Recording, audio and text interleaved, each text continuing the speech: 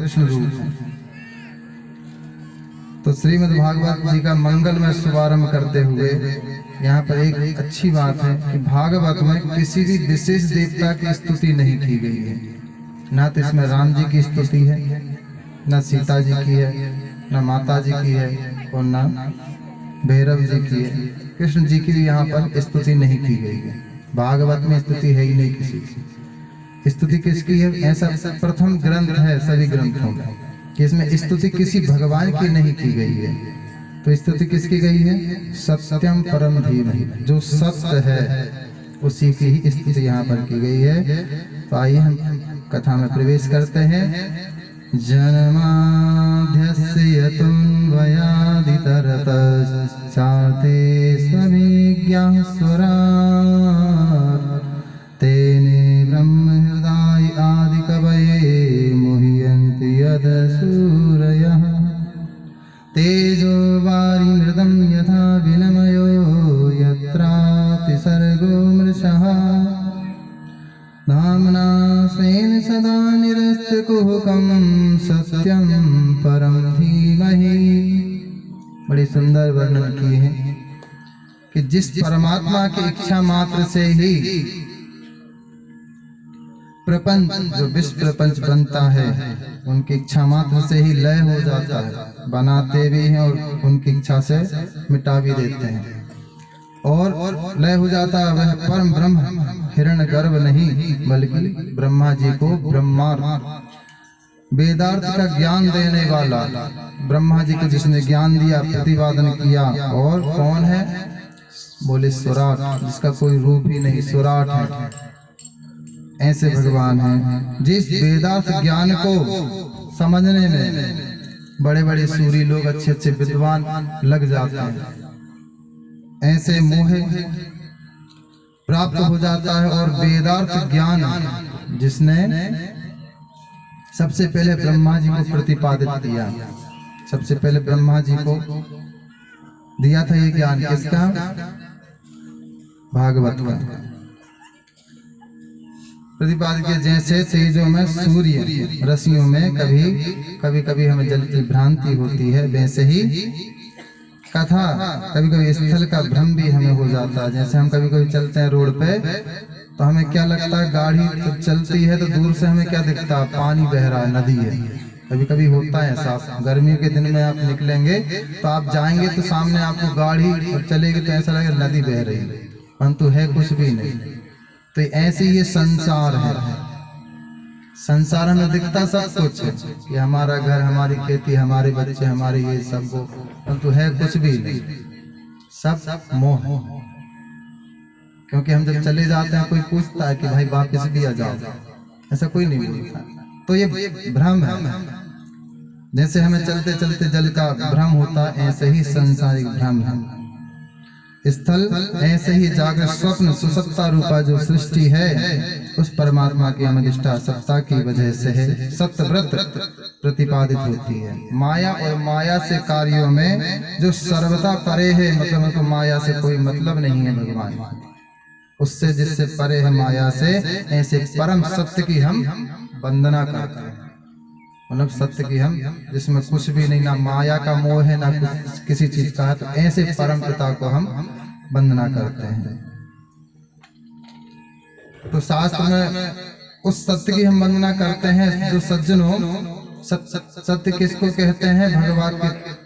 भागवत के पहले अध्याय में और मध्य में और अंत में, मतलब प्रथम में, बीच में और अंत में जो सत्य है, उस सत्य की हम महिमा यहाँ पर करते हैं। किसी भगवान को लेकर के, विशेष देवता को लेकर के कोई हम वंदना नहीं कर रहे हैं, क्योंकि किसी को बुरा लगेगा ही नहीं। इसलिए हम वंदना किसी कर रहे हैं यहाँ पर? सत्य। और भागवत का जो मध्य आता है उसमें भी सत्य है, अंत में भी सत्य है। कस्मै यही नमः, मतलब शुरू में क्या आया? सत्यम व्रतम, सत्यम व्रतम सत्य परम, मतलब बीच में भी सत्य है। ओम अस्मै कस्मैयेन भगवते, मतलब कस्मै आखिरी में भी सत्य है। ऐसे सत्य का हम वंदना करते हैं। और भी कई व्याख्या यहाँ संतों ने की गई हैं। अपनी तरफ से अलग अलग व्याख्या की जाती हैं। ये शास्त्र है, इनका आप जितना निचोड़ करेंगे उतनी नई नई चीजें निकलती हैं। एक श्लोक का अर्थ निकालने जाएंगे तो कोई इसके कई अर्थ निकलते हैं। तो बड़े बड़े संतों ने, बड़े बड़े कथावाचकों ने इनका अलग अलग अपना मत कहा है। तो सत्यम परम धीमहि, मतलब हमें भी जिंदगी में सत्य का अनुभव करना चाहिए, अधिकतर सत्य ही बोलना चाहिए।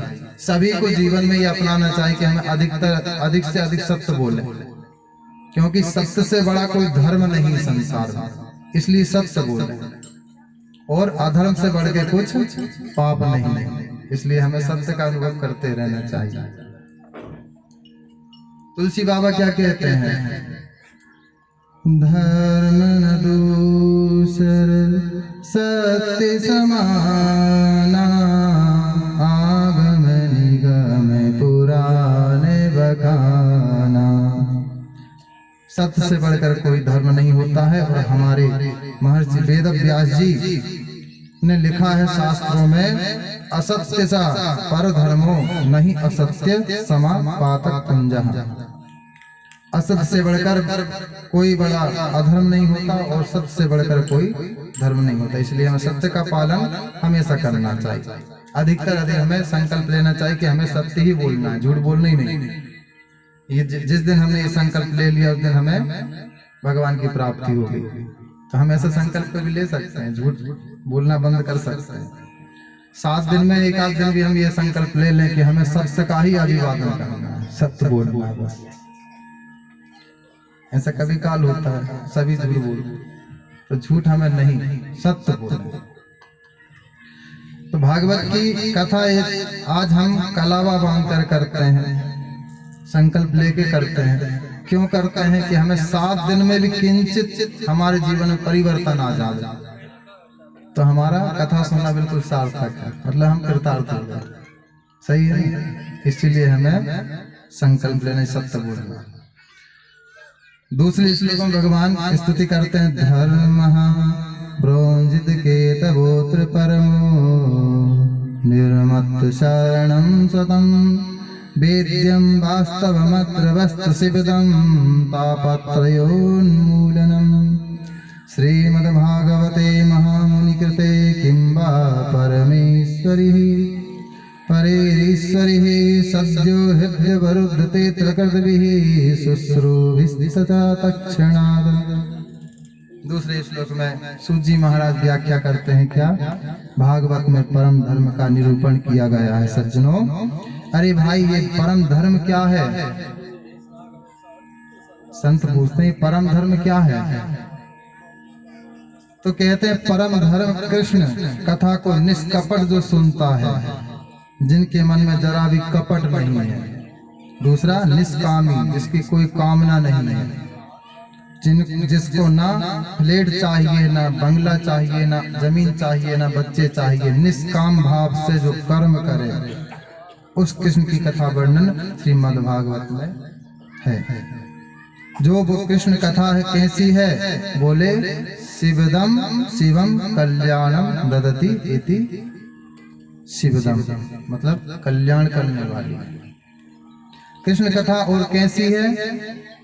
तापत्रयोन मूलनम, जो 3 प्रकार के हमारे शरीर के जीवन के तप को समाप्त कर दे।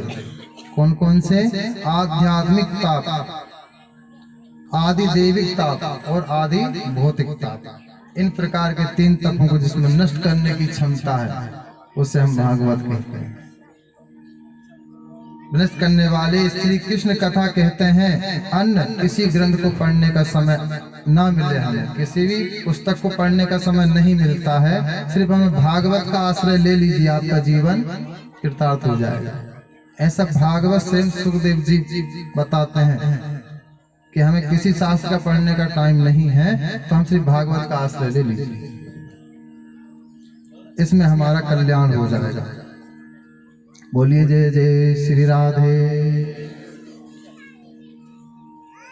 जब राधे राधे बोले तो बिल्कुल हाथ उठा के बोल देना चाहिए। इसमें क्या है? कल बता ही दिया था कि भाई निद्रा देवी भाग जाएंगे, और आवाज ही बुलंद होना चाहिए। आज तो भोजन सभी करके आए, जय जय श्री राधे। तो कथा आपने सुनी ही नहीं, यहाँ पर बताते हैं कि कभी हमें छुट्टी लेना पड़े कि हमें 7 दिन कथा सुनना है, ये तो कल बताया था। परंतु यहाँ कहते हैं कि भगवान की जब तक कृपा नहीं होगी आपके ऊपर, आप कितना भी प्रयत्न कर लीजिए कथा में नहीं पहुंच पाएंगे। देखो हमारे मोहल्ले में कथा हो रही है, हमारे स्थान पे हो रही है, तो जब यहाँ के स्थान के लोग नहीं आएंगे तो हम कैसे उम्मीद कर लें कि बाहर के लोग हमारे यहाँ आए। कथा कैसी भी हो हमें तो जाना चाहिए। व्यास जी भले गलती हम ढूंढ के आए, आना जरूर चाहिए, क्योंकि इसमें क्या है, हम आएंगे तो बाहर के सोचेंगे क्या हम भी चलें, कथा अच्छी हो रही, लाइव चल रही है रोता आपके यहाँ।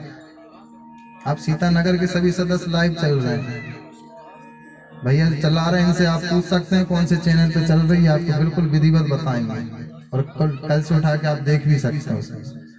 तो जब अपने कॉलोनी का नाम हो रहा है, अपना नाम अपने क्षेत्र में हो रही, तो हम लोग अधिक से अधिक आए और टाइम पे।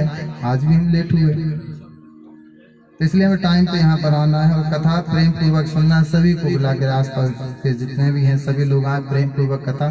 किसने कराई किसने नहीं कराई इससे हमें कोई मतलब नहीं रखना कि हमारे कराने वाले यहाँ पर कौन है, कोई व्यक्ति विशेष दिख रहा नहीं, हमारी व्यक्ति मंडली है यहाँ पर, यही कराने वाली है।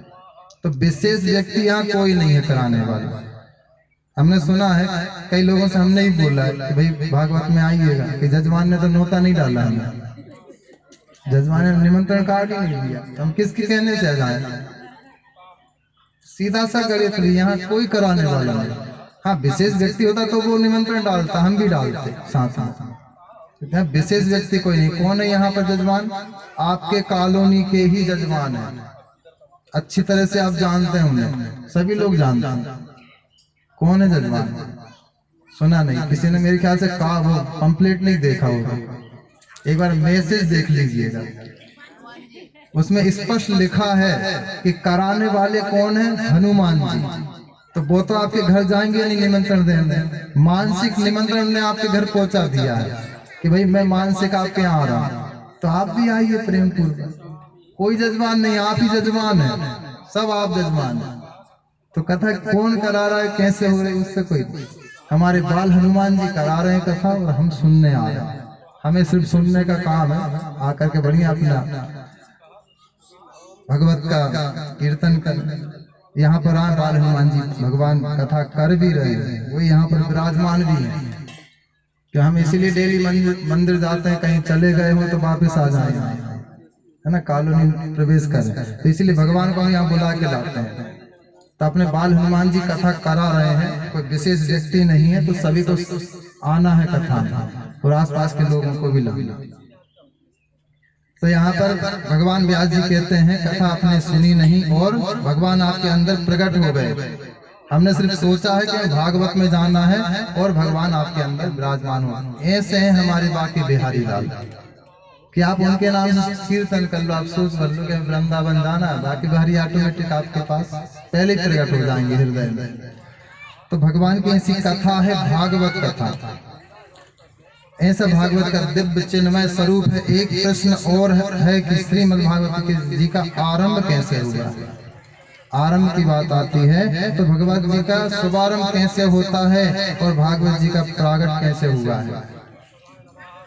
तो यहाँ बताते हैं निगम कल्प तरोर गलित फलितम सुख मुखाद द्रव्य संयुतम पिबत भागवतीं रसमालयं मुहुर्रहो रसिक भूवि भावुकः। सज्जनों, निगम वेद रूपी जो निगम कल्प वृक्ष है, आप सोचें एक बहुत सुंदर वृक्ष है, उसके नीचे हम खड़े हैं और जैसा कल्पना करोगे वैसा आपको फल मिल जाएगा। हमने सोचा बंगला मिल जाए, बंगला मिल जाए। तो ऐसी सुंदर भागवत है, उस वृक्ष के कामना निगम जो वेद रूपी सुंदर कल्प वृक्ष है, उसका हम पके हुए फल का फल है श्रीमद् भागवत। तो ये पका हुआ फल वेद रूपी वृक्ष से नीचे कैसे गिरा? पूछते भाई वृक्ष है, फल है, तो वृक्ष से नीचे कैसे, किसी ने तोड़ के गिराया? नहीं, सुख आया। नीचे कैसे आया? हमारे सुखदेव जी के मुखारविंद से नीचे आया। हमारे सुखदेव जी ने इसको मुख लगाया, इसलिए उनके द्वारा नीचे आया। अच्छा, संत बोलते हैं बढ़िया। तो यहाँ सुखदेव जी या तो आपसे ये समझें, तोता जो होता है कौन से फल में मुख लगाता है। तोता का जूठा फल आप खा करके देखेंगे तो वो मीठा निकलेगा, बिल्कुल मीठा। तो आप क्या कहेंगे, तोता छांट करके फल खाता है क्या? उसको तो पता ही नहीं कौन सा खट्टा कौन सा मीठा। तो या ये सोच लीजिए तोता उसी फल पर बैठता है जो मीठा हो, या फिर जो जिस फल में वो मुंह लगा दे वो मीठा हो जाता है। तो ऐसे हमारे सुखदेव हैं, सुखदेव मतलब तोता, ऐसे सुखदेव जी महाराज हैं। सुखदेव जी का इसमें मुख लग गया है तो ये फल बन गया है, और ऐसा में ऐसा फल नहीं, बिल्कुल मीठा फल। तोता मुख लग जाता है उसमें है जो मीठा होता है। और अब कहते हैं फल में तो गुठली भी होती है। संत पूछे यदि इसमें इसको पीना है तो क्या करें महाराज, इसमें छिलका और गुठली दोनों है, उसको भी हम खा जाए। तो भक्त यहाँ पर क्या बोलते हैं, नहीं नहीं, इसमें कोई गुठली नहीं है, इसमें कोई छिलका भी नहीं है, इसमें तो अमृत ही अमृत भरा है, जितना पीना चाहो सब पी लो, इसमें का नाम और निशान नहीं किसी भी चीज। तो हमारी भागवत ऐसी ही, इसको पियो। तो कोई महाराज हम तो पीते ही रहते हैं, हमेशा पीते हैं, हमारी कॉलोनी भी हुई थी उसमें पी के आ गए थे, उसके पहले हमने दूसरी जगह पी ली थी, उसके पहले कई बार पी ली। तो महाराज जिसने ये बोल दिया कि हमने पी ली, कई बार पी ली, तो उसने मतलब रस लिए ही नहीं, कथा उसने सुनी ही नहीं। कि जो कथा एक बार सुन ले तो उसको पता है कि इसमें क्या है, बाकी बिहारी की लीला क्या है, तो वो तो बार बार आएगा। कहते हैं यहाँ जो 88,000 ऋषिगण बैठे, इनमें एक से बढ़ के एक विद्वान बैठे हैं। सूत जी महाराज जब कथा सुनाते हैं तो ये सब खड़े हो जाते हैं। क्यों? बालक से कोई कथा सुनेगा? नहीं सुनेंगे, हम तो उससे बड़े विद्वान हैं। तो कहते हैं जो 88,000 ऋषिगण हैं, ये आपस में ही जब कथा सुनने बैठते हैं बिल्कुल मूर्ख बन के बैठ जाते हैं कि हम कुछ जानते ही नहीं। विद्वान है फिर भी जब कथा चलती तो ऐसे बनते हैं कि हम कुछ नहीं जानते, क्योंकि हम जो ऐसे बन के बैठेंगे तभी तो हमारा मोक्ष होगा, तभी तो हम कथा का लाभ लेंगे। यदि हम अकड़ के बैठ गए, नहीं हम तो सब जानते हैं, सब जानते हैं, तो फिर तो कोई बात नहीं। कहते हैं बड़ा हुआ सो क्या हुआ, जैसे पेड़ खजूर, पंछी को छाया नहीं, फल लागे अति दूर, कबीरा फल लागे अति दूर। मतलब ऐसे बड़े होने से क्या मतलब, जिसको हम छत्र छाया न दे पाते। खजूर के नीचे आप जाकर के देखिए, आप उसकी छाया में खड़े हो सकते हैं? नहीं हो सकते। और वृक्ष ही ऐसा है, तो ऐसे अकड़बाजी हम भी नहीं बने, ये हमें सोचना चाहिए। धन हो चाहे ज्ञान हो, दोनों आपके पास है, उसका सही इस्तेमाल करें, ना कि हम दूसरों को नीचा दें। उसका सही इस्तेमाल करना चाहिए, इसलिए अकड़ के कभी खड़े नहीं होना चाहिए। तो यहाँ सूत जी महाराज कहते हैं कि इसमें कुछ भी नहीं, इसमें रस ही रस भरा है, आप पियो महाराज, जितना पियेंगे उतना अच्छा होगा, उतने आप कृतार्थ होंगे। तो यहाँ सभी लोग सुनते हैं कथा।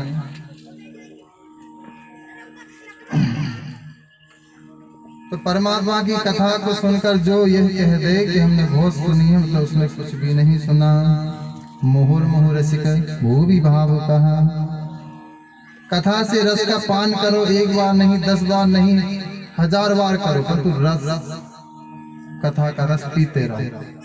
ये मत कहो कि हमने सुन लिया। कथा जहां भी हो रही प्रेम से सुने, बार बार सुने, टीवी पे सुने, केसेट लगा के सुने, कान में सुने। आजकल तो सब पर दे दिया है परमात्मा ने। पहले तो ये सब कुछ होता ही नहीं था, आज तो टेलीविजन हो गए हैं, सब चीज हो गई है। पहले कुछ था, पहले फोन भी नहीं थे। तो यहाँ पर तत्तो खलु पुराणानि सेतिहासानि चानघा, आख्यातं दितानि धर्मशास्त्राणि अन्यनाथ। ऋषि कहते हैं महात्मा के बारे में श्रवण कर लिया है अब हमने। तो सूत जी आगे पूछते हैं कि महाराज आपका मन बहुत अच्छा है, आप विद्वान काफी दिख रहे हैं, तो हमें कुछ प्रश्न करने की आपकी इच्छा है, तो प्रश्न करें। सूत जी महाराज बोलते हैं बिल्कुल प्रश्न करिएगा। तो कोई हमारे एक प्रश्न नहीं है, 6 प्रश्न है। ठीक है सुनाइए। तो यहाँ पर प्रश्न करते हैं शौनकादिक कि पहला प्रश्न तो हमारा ये है कि मानव के लिए परम धर्म क्या है? परिक्रमा लगाना धर्म है, या 4 बजे उठना धर्म है, या फिर करोड़पति या करोड़ों की संपत्ति कमाने का नाम धर्म है, या फिर इसकी कोई भी परिभाषा हो तो बता दीजिए। ये हमारा प्रथम प्रश्न है। दूसरा प्रश्न क्या है कि दूसरे प्रश्न में यह है हमारा मंदिर में जाना। मतलब यहाँ हजारों संत बैठे हैं, प्रश्न एक ही कर रहे हैं शौनकादिक। तो यहाँ पर दूसरा प्रश्न क्या पूछते हैं कि दूसरे प्रश्न में ये हमारा मंदिर में जाना हम पूछते हैं, पूजा करने जाते हैं। तो बड़ी विचित्र बात लगती है कि कौन से, कोई कहता है शंकर जी बने, कोई कहता है विष्णु जी बने, कोई कहता है ब्रह्मा जी बने, कोई कहता है भैरव जी बने। तो इसमें बड़ा कौन सा? ये मन की संख्या है, सबके अपने अपने देवता हैं, कुछ भी पूजो। तो परंतु ये है यहाँ हम किस पे विश्वास करते हैं, कौन हमारा देवता, कौन बड़ा है? और तीसरा प्रश्न क्या है कि वेद में परमात्मा का नाम अजन्मा है। उनका बताया कि अजन्मा, कभी जन्म नहीं लेते भगवान, परंतु भागवत में लिखा है कि उन्होंने जन्म लिया है। कहाँ से? राम जी का जन्म हुआ, कृष्ण जी का हुआ, वामन देव जी का हुआ, और आप कहते हैं शास्त्र में कि इनका जन्म नहीं होता, अजन्मा। तो फिर ये जन्म अजन्मा है, और भगवान को वेद में कहते हैं अजन्मा, कोई जन्म नहीं लेते। तो कभी जन्म नहीं लेता जिसका नाम अजन्मा है। तो दशरथ का बेटा राम कैसे बन गए, कृष्ण कैसे बन गए, कृष्ण कैसे बन गए? और चौथा प्रश्न हमारा ये है महाराज कि चौथा प्रश्न हमारा भगवान के अवतार कितने हैं? कोई कहता है 51 अवतार है, कोई 50 अवतार है, तो टोटल अवतार कितने हैं? और पांचवा प्रश्न क्या है कि प्रश्न हमारा पांचवा ये है कि वक्ता वो श्रेष्ठ है, वक्ता वो श्रेष्ठ नहीं जो शास्त्र को खचोड़ के ले जाए, मतलब चढ़ बढ़ के बोले। वक्ता तो वो श्रेष्ठ है जो बड़ी से बड़ी बात भी छोटे रूप में करके बोल दे, वो वक्ता है। यहाँ पर शौनकादिक प्रश्न कर रहे हैं महाराज सुखदेव जी से। तो अवतार कितने होते हैं? 5वें प्रश्न में उन्होंने पूछ लिया है कि वक्ता वो उत्तम है जो बात को सूक्ष्म रूप, छोटे रूप में बता करके आगे बात को ना खींचे। कैसे? गंगा गागर में सागर, छोटी बात जिसमें श्रोताओं का भी मन लगे और पंडित जी भी थोड़ा सा जल्दी फ्री कर दें। कल ऐसा हो चुका था, तो इसीलिए हमें ऐसा छोटा करके बताइए। और छठवां प्रश्न यह है अथः साधु त्रयसारं समृद्ध मनुष्यः, जो सार है शास्त्रों का वो हमें बताने की कृपा कीजिए जी, ज्यादा नहीं खींचना है। छठवां प्रश्न यह है कि हमारे भगवान जब अपनी लीला को संपन्न करके गए तो श्री कृष्ण ने जब अवतार लिए थे, अवतार लेते समय गोविंद ने बोला था कि मैं अपने पृथ्वी पर अपने लिए समाप्त करके जब श्री कृष्ण चले गए तो धर्म किसके पास गया? धर्म तो अकेला पड़ गया, क्योंकि भगवान ने बोला है धर्म की रक्षा करने के लिए यहाँ पर आओ। तो भगवान चले गए अपने धाम को, तो यहाँ धर्म की रक्षा, धर्म किसकी शरण में गया? ये हमारा छठवां प्रश्न। धर्म संस्थापनार्थाय संभवामि युगे युगे, स्वयं भगवान बोल रहे हैं कि जब भी अधर्म होगा मैं यहाँ प्रकट हो जाऊंगा। तो भगवान बोल रहे हैं, फिर अधर्म किसकी शरण में जाता है जब कुछ नहीं बचता? तो आप कृपया करके स्पष्ट करके ये बता कि हमारे 6 प्रश्न हैं शौनकादिक ऋषियों के मन के। ये 6 प्रश्न के उत्तर सुनकर सूत जी महाराज बड़े प्रसन्न हो गए कि आपने अपने लिए नहीं पूछा। होता ना कि हम किसी से पंडित जी से पूछ लें तो हम अपना तो पूछते ठीक है, पूरे परिवार का पूछते हैं। तो यहाँ सोनकादि भी यही कर रहे हैं कि हम अपने लिए तो पूछ नहीं रहे। तो सुखदेव जी महाराज यही बताते हैं कि आप धन है ऋषि, आप अपना स्वार्थ नहीं देख रहे हैं, अन्य पूरे विश्व का देख रहे हैं। तो आज हम हमको वो ही कथा सुनाने जा रहे हैं, सबका निचोड़ जिसमें हो। तो सबका निचोड़ किसमें है? श्रीमद् भागवत। तो आज हम आपको वही कथा सुनाने जा रहे हैं। अभी कथा को सुनने के पहले हम सुखदेव जी का वर्णन सुन लेते हैं। सुखदेव जी कौन है? कि सुखदेव जी को हम क्या समझते हैं? तोता। तोता है सुखदेव जी। पहले जन्म में क्या थे? तोता। ये राधा रानी जी के पास रहा करते थे, राधा रानी जी की गोद में खेला करते थे। राधा रानी इनकी गुरु है, सुखदेव जी महाराज की राधा रानी गुरु है।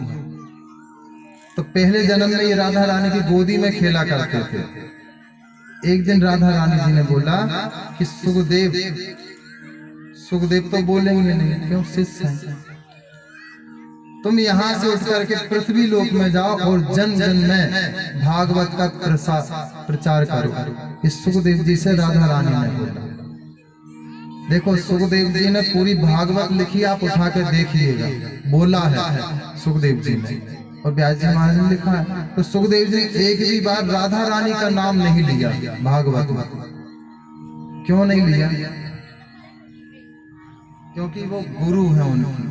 कहते हैं हमारे गुरु जी का कभी नाम नहीं लेना चाहिए, पर हम तो स्पष्ट ले लेते हैं ना साथ। वो गुरु जी नाम नहीं लिया जाता। इष्ट हैं सुखदेव जी, राधा रानी को इष्ट मानते हैं, गुरु मानते हैं, इसलिए कभी उनका नाम नहीं लिया भागवत में। तो कृपा करके, तो राधा रानी जब बोलती हैं कि आप जाइएगा, तो सुखदेव जी उड़ करके सीधे कहाँ आते हैं? कैलाश पर्वत पर। कैलाश में कौन रहते हैं? शंकर पार्वती जी। तो यहाँ पर जैसे ही आते हैं तो किसके घर में आ जाते हैं? पक्षी के घर में। जो तोता पशु पक्षी होते हैं उनके घर में आकर के ठहर जाते हैं। और यहाँ पर कैलाश पे विराजमान है। तो कैलाश में ठंडी हवाएं चलती हैं, तो तोता पक्षी और पक्षी दोनों अंडे तो वहीं छोड़ करके चले गए, क्योंकि जब बर्फ गिरती है तो अच्छे अच्छे व्यक्ति चले जाते हैं। तो पक्षी वहां से उड़ करके चले गए, अंडा वहीं पर छोड़ करके रख गए। अब वहां पर कौन रहते हैं? कैलाश पे शिव जी और माता पार्वती। तो उनका अंडा फूटा पड़ा है। अब यहाँ पर सभी बोलते हैं सुखदेव जी का आगमन पृथ्वी पर होना चाहिए। जब तक सुखदेव जी नहीं आएंगे तो कथा हमें मिलेगी नहीं, इसलिए सुखदेव जी के मुख से ही कथा सुने ना। तो सुखदेव कैसे आएंगे? तो कैलाश पर्वत पर एक दिन कथा चलती है, नारद जी आते हैं। नारद कौन है? नारम ज्ञानम तदति इति नारद, मतलब जो ज्ञान देता हो उसे नारद कहते हैं। नारम अज्ञानम भातिष्ठति इति नारद, जो अज्ञान का खंडन कर दे उसे हम नारद कहते हैं। और ब्रज में क्या बोलते हैं? जिसकी बात रद्द ना हो वो नारद है। तो नारद जी ने सोचा कि चलो हम कहीं पर चलते हैं। कहाँ चलते हैं? कैलाश पर। कि मैंने झगड़ा सब जगह करवा दिया एक एक बार। विष्णु जी में और लक्ष्मी जी में झगड़ा हो चुका मेरे कारण। मेरे पिताजी का भी झगड़ा हो गया। कौन का? ब्रह्मा जी का। मेरी माता जी का भी हो गया। एक ही व्यक्ति बचे हैं, कौन? भगवान शंकर, जिनके यहाँ झगड़ा कभी नहीं हुआ। चलो वहीं चलते हैं।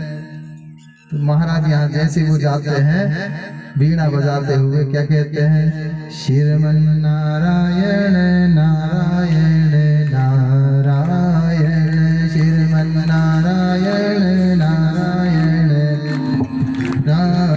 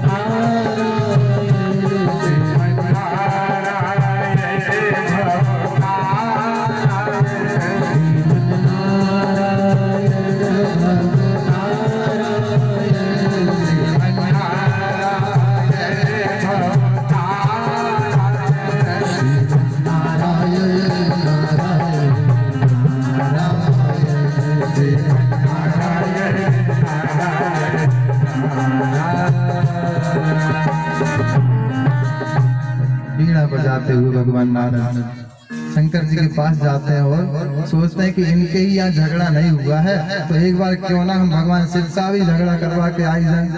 इसमें क्या फायदा है? कुछ फायदा है क्या है कि सुखदेव जी यहीं से तो प्रकट होने वाले हैं कैलाश से।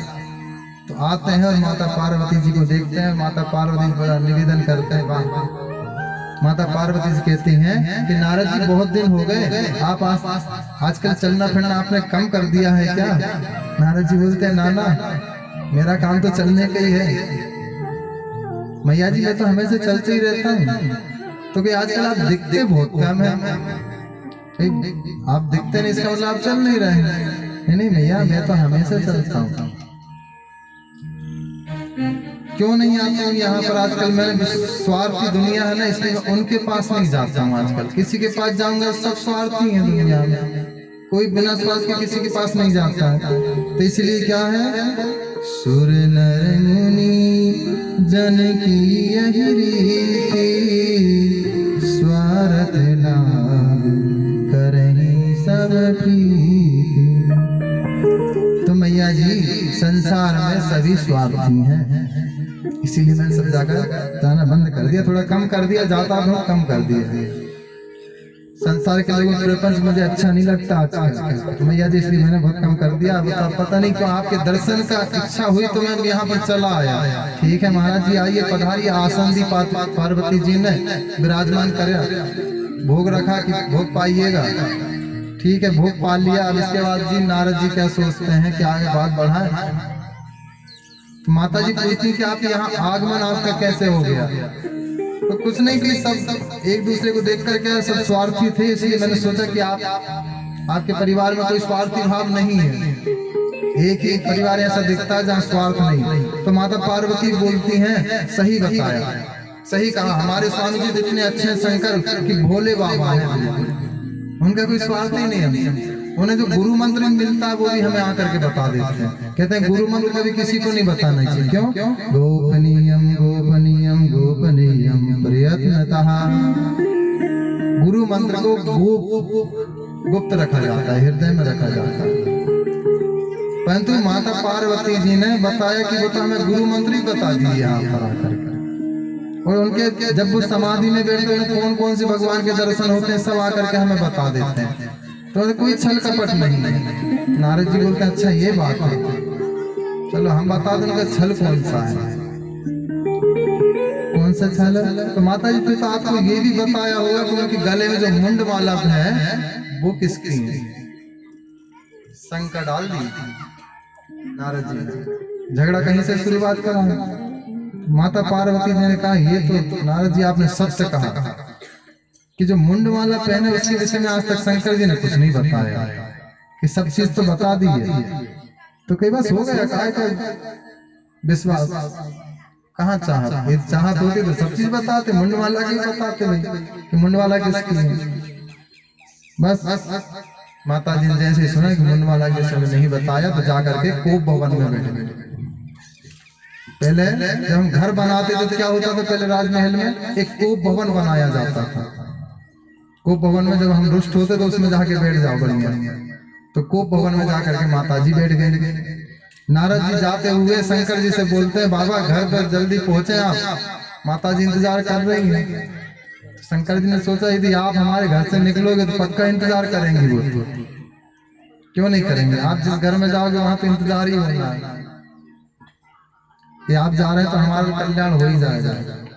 शंकर जैसे पार्वती जी के पास जाते हैं और वहां जाकर के उनको मनाते हैं। कोप भवन में चली गई है ना बाबा, कोप भवन में गई है तो मनाना तो पड़ेगा श्रीमती जी को। शंकर जी मनाते हैं कि आप ऐसा क्या हो गया? कि कुछ नहीं, आप बड़े स्वार्थी हो। शंकर जी से बोलते हैं आप स्वार्थी हो, कपटी हो। कि महाराज हमने ऐसा क्या कर दिया जो कपटी हो गए? सब चीज तो हमने आपको बता के रखी है। कपटी किसको कहते हैं? जो हर चीज छुपा दे, जो छल कर रहे हैं। हम तो कोई छल करते नहीं आपके साथ। नहीं आपने सब चीज तो बताई, पर आपके गले में जो मुंड माला है इसके विषय में आपने हमें कुछ नहीं बताया। कि आपने कहीं पूछा नहीं, हमने बताया नहीं। तो कि अब पूछने बता दीजिएगा। तो ये मुंड माला जो है ना, ये सब आपकी ही मुंड माला है। जो गले में मुंडमाला शंकर जी पहनते हैं वो माता पार्वती की है। कि कैसे? कि बस हमने एक जड़ी बूटी खाई है, इसके कारण हम तो कभी जाते नहीं है, और आपका हमेशा आप चली जाती है। तो माता पार्वती जी कहते हैं आप और भी ज्यादा स्वार्थी हो गए। क्यों हो गए? क्योंकि हम तो हमेशा मरते रहते हैं, हर जन्म में हमें मार रहे हो आप, और आप अमर हो, मैं हर जन्म में मरती हूँ, क्यों? तो शंकर जी बड़े प्रेम से बोलते हैं नहीं नहीं, ऐसा नहीं है। आप जो है संसार का कार्य संभालने के लिए जन्म लेती हैं, और हमने एक ऐसी जड़ी बूटी पी के रखी है कि हम कभी मरते ही नहीं। तो बाबा आपने जड़ी बूटी पी है ना, वो ही हमें पिला दीजिए। ठीक है महाराज, कौन सी जड़ी बूटी पिलानी? कि मैंने जो जड़ी बूटी पी है वो अमर कथा है, राम जी की कथा है, कृष्ण जी की कथा मैंने पी के रखी है, इसलिए कभी मरता नहीं। तो माता जी बोलती है वो कथा हमें भी सुनना है, हमें भी अमर होना है, तो हम भी नहीं जाना चाहते हैं।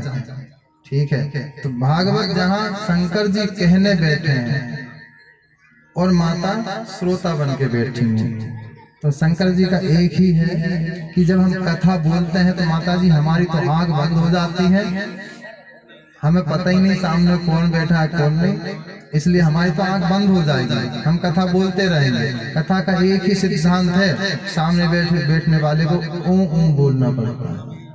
हाँ जी, ऊ जी बोलेंगे तो हमें पता चलेगा हम कथा कह रहे हैं और आप सुन रहे हैं कि ठीक है ना। तो यहाँ पर ऊ का उच्चारण माता जी करती हैं, शंकर जी कथा कह रहे हैं। देखो यहाँ पर कोई दूसरा श्रोता नहीं है, दो ही हैं, एक वक्ता एक श्रोता, एक सुनने वाला एक करने वाला। कथा चालू हुई, भगवान ने बढ़िया अच्छी अच्छी कथाएं सुनाई, बड़ी प्रसंग सुनाए, और सुनते सुनते एक दिन हुई कथा, दूसरे दिन हुई, तीसरे दिन हुई, चौथे दिन हुई, पांचवा दिन ऐसा आया कि शंकर जी कुछ कथा बता रहे थे कि 6 बजे कथा पहले की जो होती थी कैसे चालू होती थी कि सुबह 6 बजे चालू हुई है, शाम को 6 बजे खत्म हो गई, और 6:01 पर दूसरी कथा चालू हो गई। तो विश्राम कितना हुआ? 1 मिनट में बस, 24 घंटे कथा चलती है। और हम क्या करते हैं, हम 3 घंटे में बोर हो जाते हैं, 3 घंटे में घड़ी बस देखते हैं कि हम भी देखते हैं कि हम कब उठे। वहां कंटिन्यू कथा चल रही है, 24 घंटे लगातार कथा चल रही है, उन्हें कोई वो नहीं। तो यहाँ माता जी को जब 4 दिन हो गया, चौथा दिन हो गया, 5वां दिन हो गया, भगवान शंकर जी ने, देवी पार्वती जी, जब उद्धव जी को पता चला कि प्रभु जी श्री कृष्ण अपनी लीला को समाप्त करके अपने लोक को जा रहे हैं, तो उद्धव जी ने आकर कृष्ण चरणों में प्रणाम किया। योगेश योगेश योगेश योग विनाश, आप योग के स्वामी हैं, योग के अधिष्ठान हैं, बताइए कि त्याग क्या चीज है, त्याग किसको कहते हैं, वैराग्य क्या है, संन्यास क्या है, संन्यास क्या है, ये ज्ञान क्या है। प्रसंग जब उद्धव जी ने पूछा, इसको सुनते सुनते माता जी सो गई, नींद लग गई। तो कृष्ण यहाँ कथा चल रही है, तो पीछे बैठा जो सुख है, जो अंडा फूट गया था, तो एक दिन की कथा में वो वापस से पुनर्जीवित हो गया, मतलब फूटा हुआ अंडा प्रादुर्भाव हो गया, मतलब वो जीवित हो गया अंडा, उसके अंदर जीव आ गया। दूसरे दिन कथा में अंडा फूट गया, अंडा फूटा तो उसमें से सुख पक्षी निकला, पक्षी निकले, बढ़िया कथा। तीसरे दिन की कथा सुन रहा है, चौथे दिन की कथा आई, 5वें दिन कथा में माता जी सो गई। तो पक्षी ने सोचा कि कथा बंद हो गई ना, तो मैं नहीं सुन पाऊंगा, तो उसने माता जी की आवाज में ऊ कहना चालू कर दिया। भाई कथा क्यों? क्योंकि इसमें इतना आनंद है कृष्ण लीला में कि ये रसगुल्ला टाइप है, और बालक जो होते हैं उनके तो मन बड़े साफ होते हैं, तो ऐसे रसगुल्ला में हम बैठना चाहता है, सुनना चाहता है। तो माता जी सो गई और यहाँ सुख ने बोलना चालू कर दिया। और जैसे ही शंकर जी ने जयकारा लगाया, बोलो सुखदेव जी महाराज की जय। तो जैसे जयकारा लगा, पार्वती जी उठ के बोलती है, हाँ महाराज जी, फिर उस कथा के बाद क्या हुआ? क्या हुआ का क्या मतलब?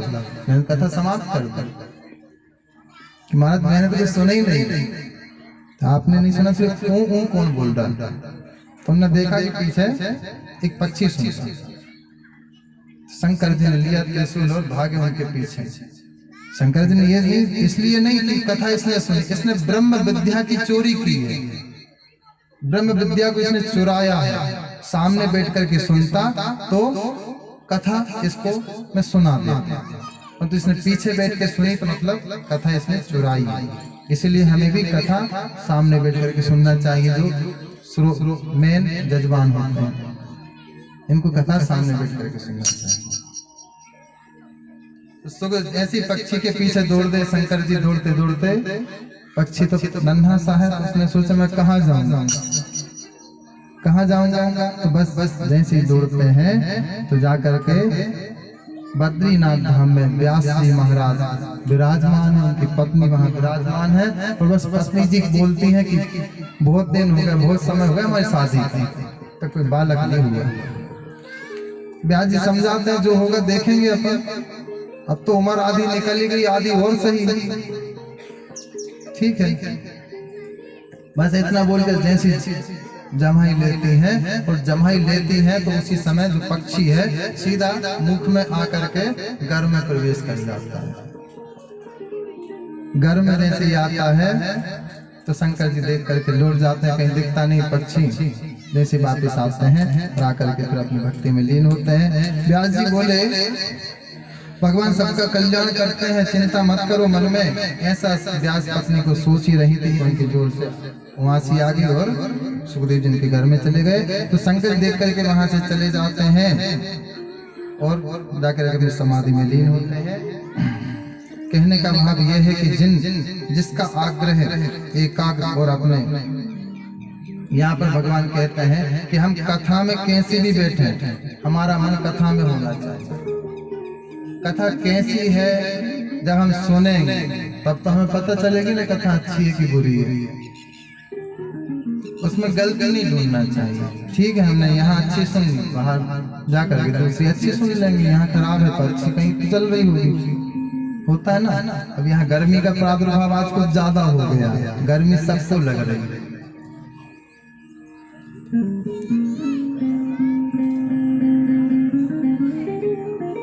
देखो कल तो राधा रानी की सरकार की ऐसी कृपा थी, गर्मी थोड़ी कम थी, सुबह भी गर्मी कम थी। आज पता नहीं क्या है, तो आज पंडित जी महाराज जो हमारे हैं उनकी कृपा हो गई है, तो आज थोड़ा तेज बढ़ गया है पंडित जी का भी। इसीलिए आज गर्मी का है। कल से कोशिश करेंगे कि यहाँ थोड़ा कूलर की व्यवस्था हो जाए। कूलर की व्यवस्था हो जाएगी तो आप सुकून से बैठ सकते हैं। देखो हमारी तो आदत है, हमें तो आप आगे के सामने बिठा दो तब भी बैठे रहेंगे, पंखा के सामने बिठाओ एसी में सब भी बैठ जाएंगे। हमें ये नहीं कि धूप है कि एसी है। तो यहाँ पर जैसे ही जाते हैं और अजी सुनते हो, यहाँ व्यास पत्नी बोलती हैं अजी सुनते हो कि मेरे गर्भ में वेद मंत्र उच्चारण हो रहे हैं। वेद मंत्रों का कोई उच्चारण करता है। तो व्यास जी ने कहा कि होगा कोई अच्छा बालक जो कि मेन वेद मंत्रों का अभ्यास करता हो। घर में आपने कभी सुना है कि बालक बोलता हो? तो यहाँ पर बोल रहे हैं, मंत्र बोले जा रहे हैं। 12 साल तक सुखदेव जी गर्भ के अंदर रहे हैं। जिस गर्भ को हम बुरा मानते हैं, उस गर्भ को सुखदेव जी महाराज ने मंदिर बना दिया। इससे अच्छी जगह नहीं मिलेगी मुझे। क्यों नहीं मिलेगी? संसार का जो मोह है वो हमें नहीं दिखेगा। तो 12 साल तक सुखदेव जी माँ के गर्भ में रहे। तो यहाँ पर व्यास जी प्रार्थना करते हैं कि आप जो कोई भी हो, जो भी विद्वान अंदर विराजमान हो ना, प्रभु बाहर आकर के भक्ति कर लीजिए। माँ को थोड़ा सा कष्ट हो रहा है। आप अंदर जो है 12 साल से विराजमान है, तो बाहर आकर के आप भक्ति कर लीजिए तो माँ पे कृपा हो जाएगी। सुखदेव जी ने मना कर दिया, नहीं नहीं मैं नहीं आ सकता। क्यों प्रभु, मैं बाहर आऊंगा ना तो ये संसार की माया है, ये मुझे घेर लेगी, मुझे अपने जाल में फंसा लेगी। कौन सी माया? संसार में अनेक प्रकार की माया है, तो ऐसी माया में मुझे नहीं फंसना है, इसलिए मैं यहीं पर बढ़िया हूं। नहीं नहीं आपको बाहर आना पड़ेगा। तो वहां सुखदेव जी बोलते हैं एक ही शर्त है कि भगवान विष्णु आकर के मुझसे ये कह दें कि मैं आशीर्वाद आपको देता हूं कि माया आपको नहीं सताएगी। तो ठीक है, विष्णु जी आकर के बालक को बोलते हैं कि मैं वरदान देता हूं कि आपको माया कभी नहीं सताएगी, आप बाहर। तब सुखदेव जी प्रकट होते हैं और सुखदेव जी प्रकट होकर के तुरंत जंगल के चले चले। अब उनके पीछे दौड़ते हैं। व्यास जी महाराज कहते हैं यम प्रव्रजन्तम अनुपेतमपेत कृतं द्वैपायन विरह कातरया जुहावः पुत्रीति तन्मयतया तरवो विनेदुस्तं सर्वभूत हृदयं मुनिमानतोऽस्मि। जन्म लेते ही जो सन्यास ले लिए और जंगल की ओर भाग गए, ऐसे पुत्र को बुलाते बुलाते सुखदेव जी महाराज व्यास जी महाराज थक जाते हैं, तो जाते हैं जंगल में, चिल्लाते हैं हे पुत्र वापिस आ जा। तो यहाँ से जवाब वो नहीं दे रहे, जंगल में जो झाड़ पक्षी है वो जवाब देते हैं कि बाबा आप चले जाइए, वो आपका बालक नहीं रहा, वो तो एक संत है, इसलिए आप वापिस चले जाइए यहाँ से। सुखदेव जी चले गए जंगल में। आदरणीय व्यास जी महाराज सोचते अब तो मैं चली गया क्या, ठीक है, जब जवाब ये जो दे रहा है तो मेरा बालक है ही नहीं। वापिस आ जाते हैं और भजन में रम जाते हैं। कौन से भजन? जय जय राधा रमण हरि बोल, जय जय राधा रमण हरि बोल, जय जय राधा रमण हरि बोल,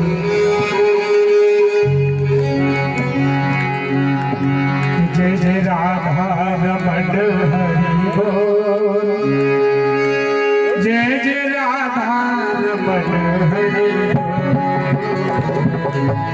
राधा रमण हरि बोल, जय राधा